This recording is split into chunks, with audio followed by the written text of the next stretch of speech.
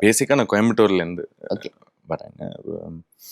நான் இன்ஜினியரிங் எல்லாம் படித்து அதுக்கப்புறம் கோயம்புத்தூரில் 2 வருஷம் வேலை பார்த்து அப்புறம் ஒரு MBA படிச்சுட்டு திருப்பி கோயம்புத்தூரில் வந்து ஒரு 1.5 years ஒர்க் பண்ணிட்டுருந்தேன். பட் ஆனால் அந்த இல்லை இன்ஜினியரிங் ரிலேட்டட் எலக்ட்ரிக்கல் ஓகே ரிலேட்டடாக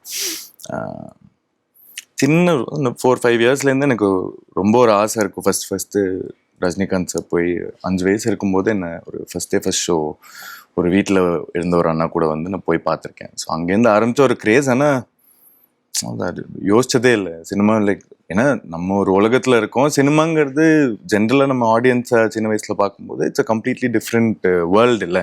நம்ம அது பெருசாக யோசிச்சு கூட பார்க்க மாட்டோம். ப்ளஸ் வீட்டில் அது ஒன்று படிக்கணும் அப்புறம் ஒரு வேலை பார்க்கணுங்கிற மாதிரி சொல்லி பண்ணது தான். ஒரு 25-26 இயர்ஸ் அப்போ ஐ ஜஸ்ட் தாட் இது பண்ணுற வேலையில் ரொம்ப சாட்டிஸ்ஃபேக்ஷன் இல்லை, சுத்தமாக சாட்டிஸ்ஃபேக்ஷன் இல்லை.